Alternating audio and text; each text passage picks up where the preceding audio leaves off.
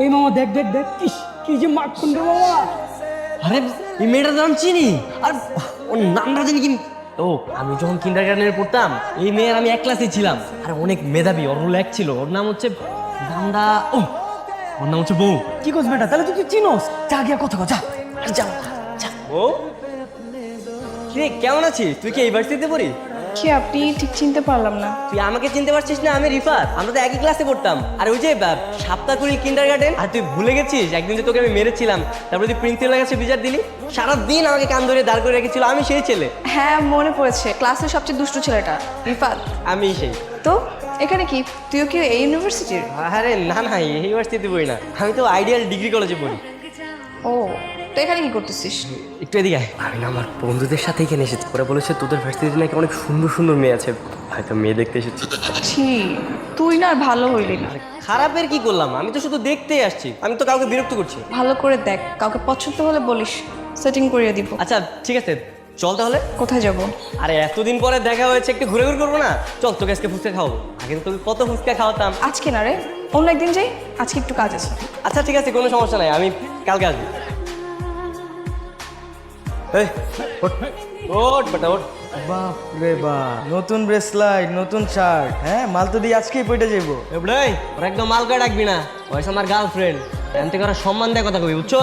স্কুলের বান্ধবী, তখন তো এখনো প্রেম হয় নাকি? তখন দুইজনের যেদিন প্রেম হয়ে যাবো ওই দিন থেকে মাল কয়টা কম না, ডিরেক্ট ভাবি কয়টা।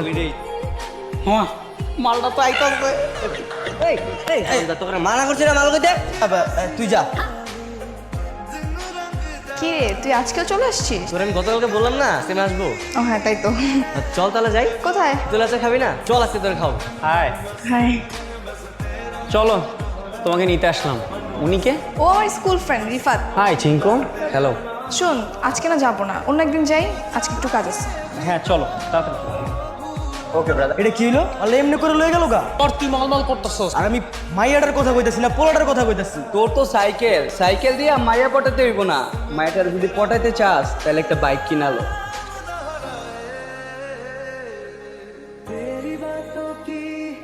কি হইলো? তুই এমন করতেছিস কেন? আমি কিচ্ছু জানি না, আমার বাইক লাগবো, আমার আজকে বাইক লাগবো। এত টাকা এখন আমি কই পাবো বাপ? টাকা কই পাবে মানে?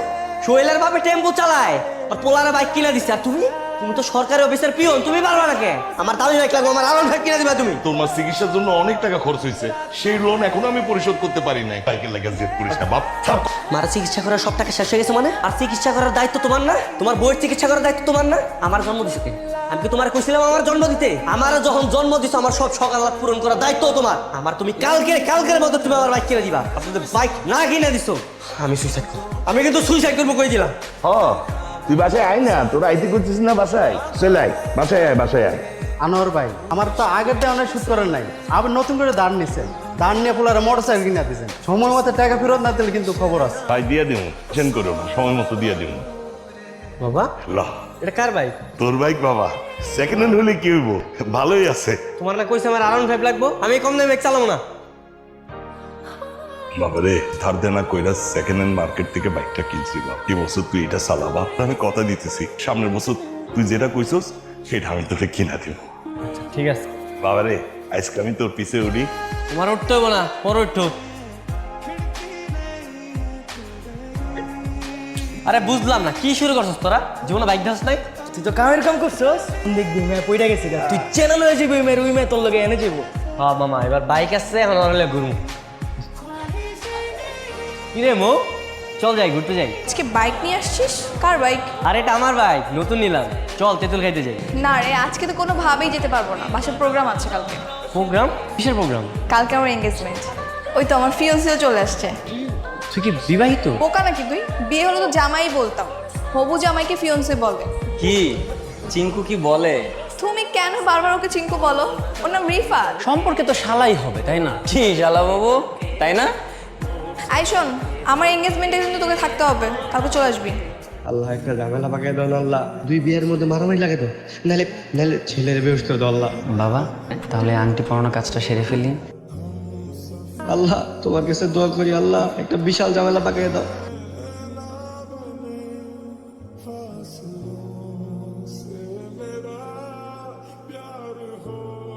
আপনার মেয়ের যে ব্রেন ক্যান্সার সেটা আপনারা জানতেন না? হ্যাঁ, জানতাম। জানতেন মানে জেনে শুনে কেন আপনারা আপনার মেয়েকে বিয়ে দিচ্ছেন? ও তো জানতো না ওর ক্যান্সার, ও জানায়নি। তাছাড়া প্রত্যেকটা বাবা মাই তো চায় তার সন্তানের স্বপ্ন পূরণ হোক। আমার মেয়েটার খুব শখ ছিল ছোটবেলা থেকে, ও বউ সাজবে, শেরনি পরার স্বামী আসবে। আমার মেয়েটার খুব শখ ছিল ছোটবেলা থেকে, বউ সাজবে, শেরনি পরার স্বামী আসবে।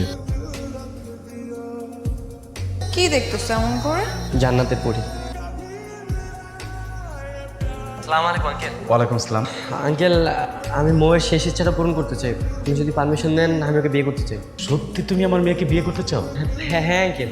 আমি এক্ষুনি ওকে বলছি। না না আঙ্কেল, লোকে কিছু বলতে হবে না, আমি এসে ওকে সারপ্রাইজ দিই। কি আমাকে বিয়ে করবে? এখন বর্ষে যে আসবে তখন দেখতে পাবে। সে কি আমার ব্যাপারে সবকিছু জানে? হ্যাঁ জানে। কে সেই মহৎ মানুষ যে সবকিছু জেনে আমাকে বিয়ে করতে চাচ্ছে? সারপ্রাইজ। হ্যালো। কোথায় তুই? তুই কি আসবি না? আরে তোরে বললাম না আমি ব্যস্ত আছি, আমি আসতে পারবো না। ঠিক আছে, পরে কথা বলি। হ্যাঁ বাবা, দেহা তো আমার কি সুন্দর লাগতেছে। তোর তো রাজপুত্র মতো লাগতেছে। আমার না বউয়ের সামনে যাইতে একটু কেমন নার্ভাস নার্ভাস লাগতেছে। নার্ভাস লাগতেছে কেন? তোমার বন্ধু ছিল না, বন্ধু থেকে বউ হইতে যাইতেছে। আচ্ছা তুমি একটু কাজ করো, আমার একটু দোয়া করে দাও, একটু ফু দিয়ে দাও। একটু দোয়া করে দে। আসসালামু আলাইকুম।